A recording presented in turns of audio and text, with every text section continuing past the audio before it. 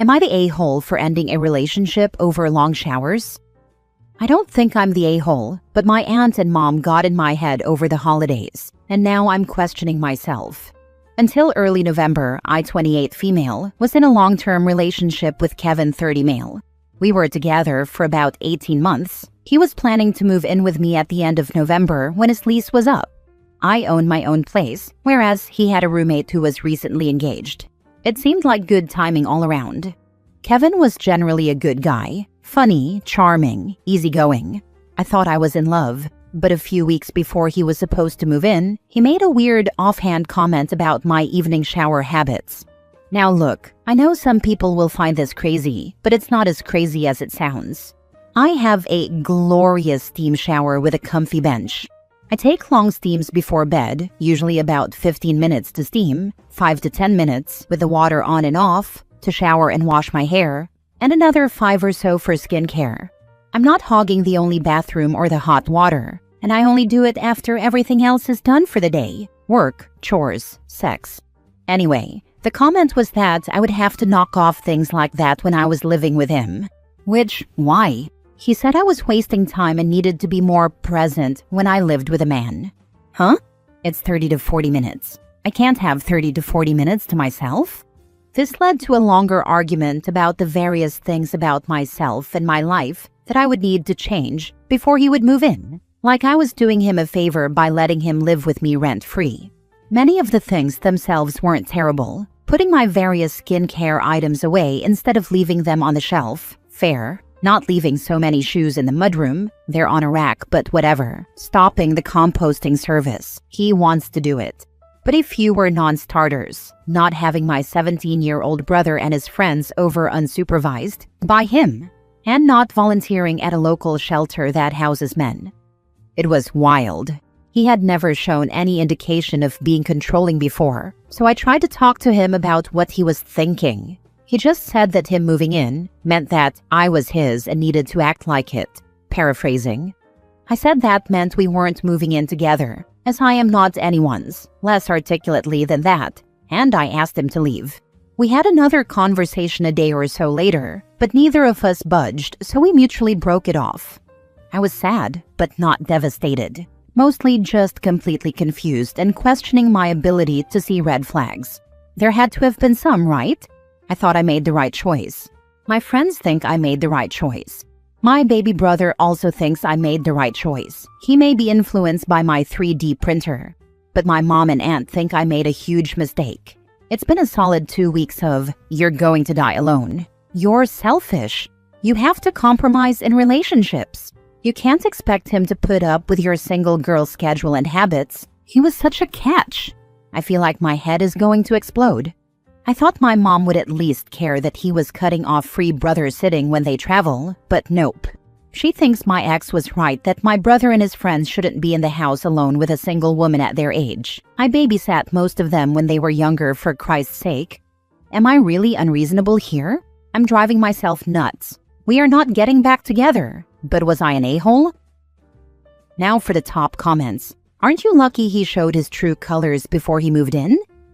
Dear God, she dodged a bullet. Not the a-hole.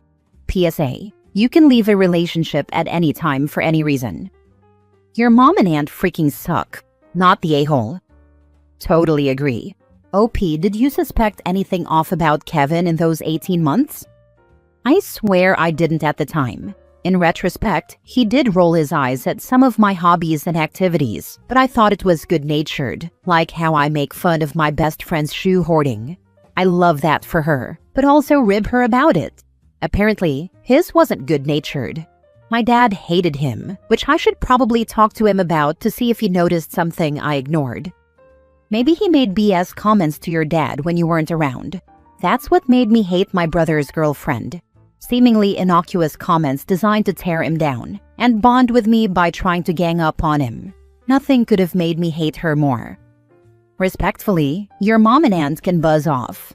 A lot of older women were unfortunately indoctrinated to believe that a woman can only be happy if she's with a man, so they truly think you'd be happier with a controlling a-hole than single, independent, and free, especially as you approach your 30s. They can't grasp that we have different choices now. Good for you, OP. Last thing I'll add, never let a man move in with you for free. Ever. That was mistake number 1. He was trying to dig himself out financially from debt from a failed business. We had talked about that being something important to resolve before we got engaged or combined finances. It was only supposed to be for a little while, but you're obviously right. I was trying to be supportive and ended up being unwise. Next story. Am I the a-hole for ending things after finding out my girlfriend was testing me the entire time we were dating?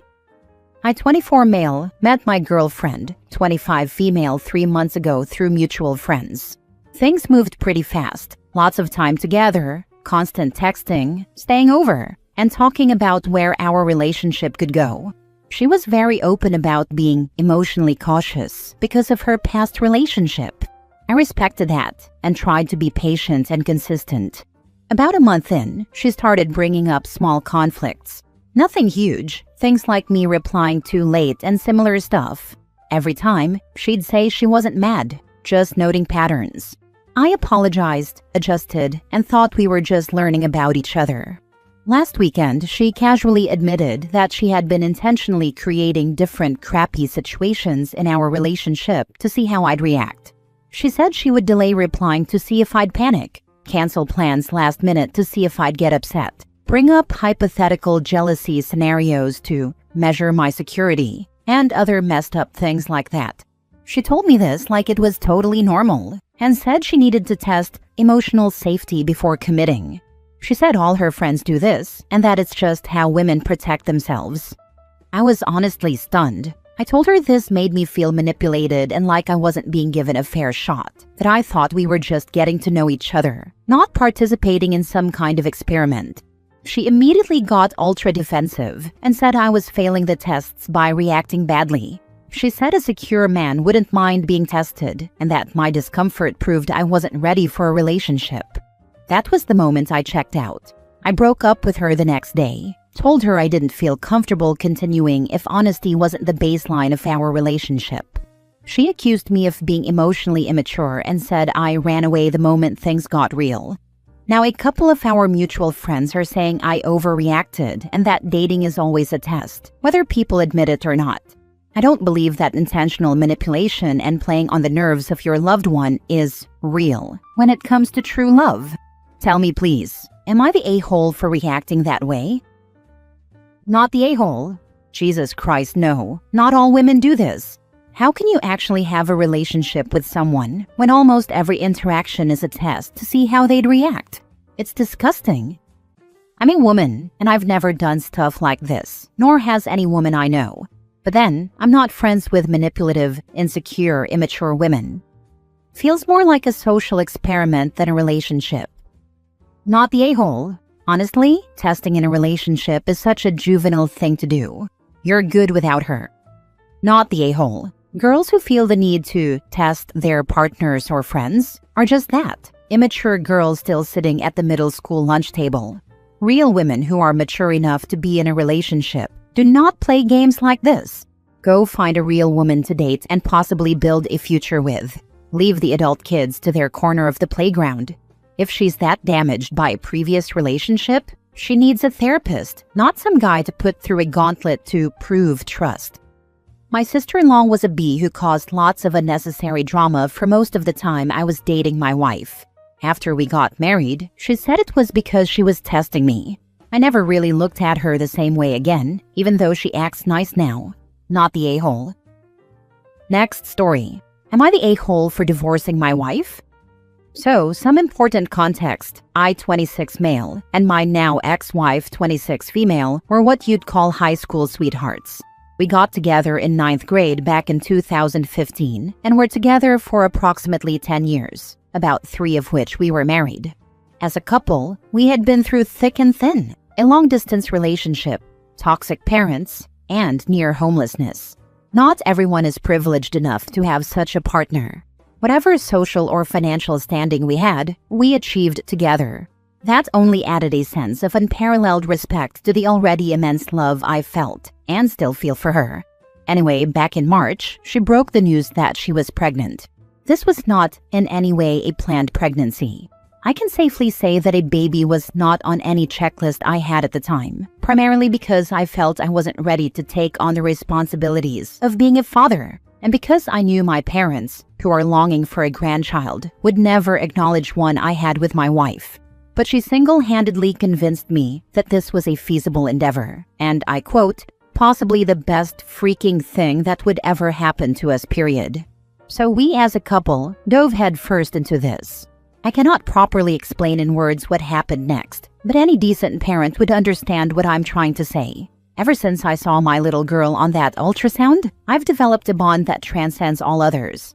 My wife couldn't have been happier. Fast forward 2 months, late May, and my wife did a complete 180. One afternoon, she abruptly said that she no longer wanted to raise our daughter. I was instantly taken aback, and from that point on, it was true hell for me. My in-laws and I tried to find the reason behind this sudden change and tried to make her feel comfortable with the choice we had initially made in so many words and actions, but to no avail. She was adamant that we put the baby up for adoption as soon as she was born.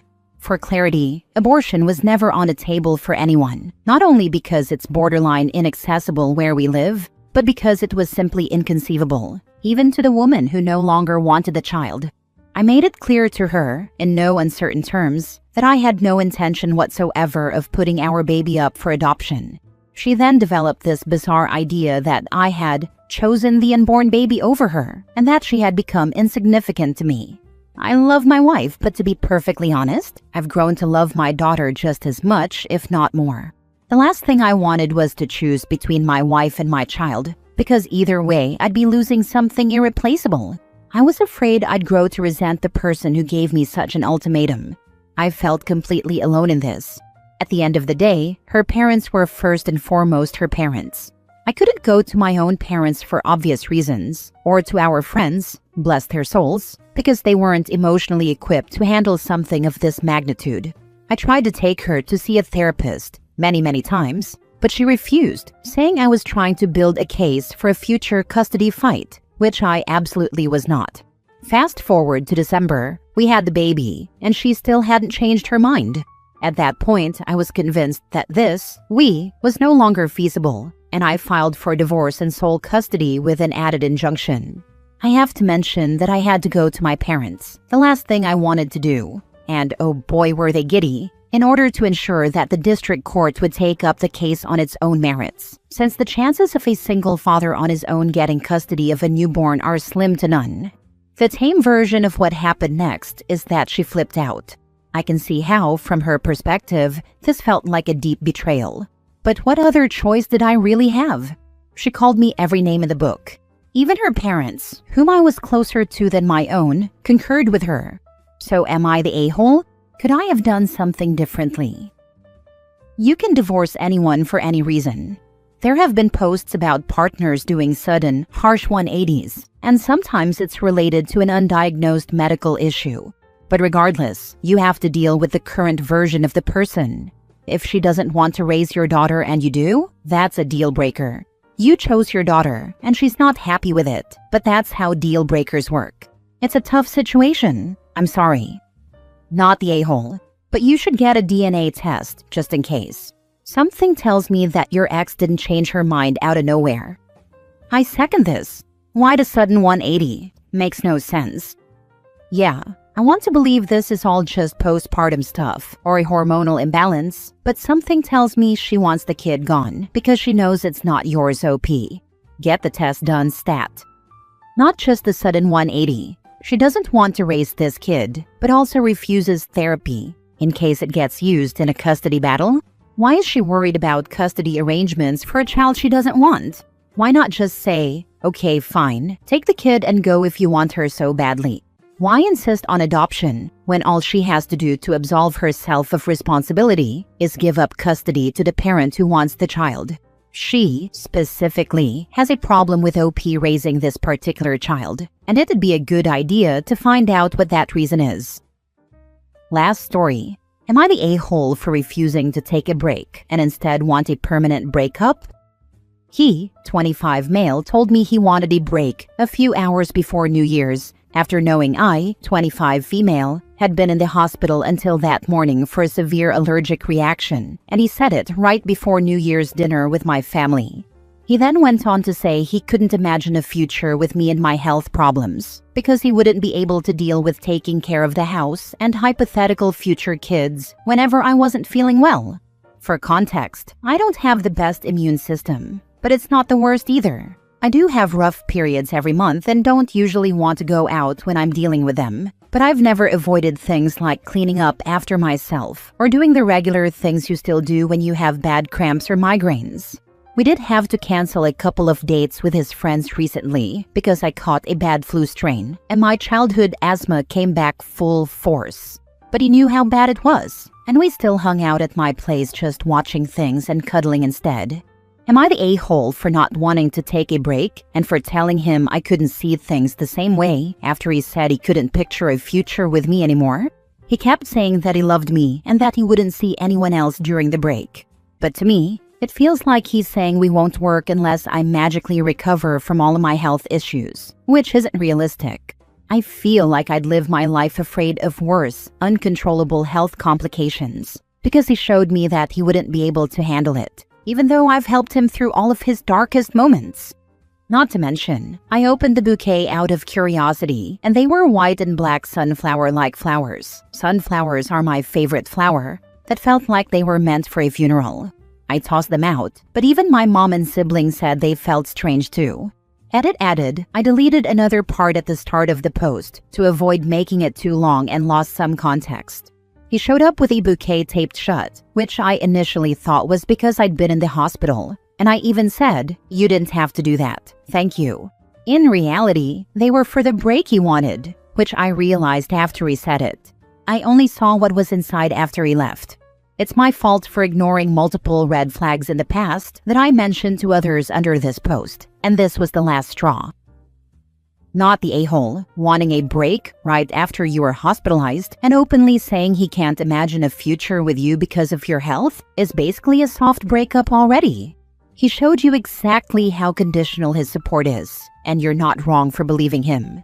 Staying would mean constantly worrying that any illness or flare-up might make you too much for him, and that's not a stable or loving foundation. Choosing a clean breakup instead of dragging out a break where you're expected to magically change is self-respect, not an overreaction. I was really sad to read a post where a nurse said an astronomically high number of men leave their partners when they're hospitalized, dropping them off and not picking them up after surgery, filing for divorce, etc. There are just so many manifestations of abandonment. It was a mind-blowing number, like 60 to 80%. I would have thought that was an outlier. I can't imagine it. They're in their romance era, and he says this? Never let someone like this into your life again. Not the a-hole, OP. OP, the other comments have said almost everything. But you should know that I'm sick in bed, and my husband is downstairs cooking supper for us and listening to a podcast. This is after asking me multiple times today how I was feeling and offering to heat up soup for me for lunch. What is actually wrong with your ex? Here's to hoping that kind of love will eventually find me instead of whatever these 3 years were.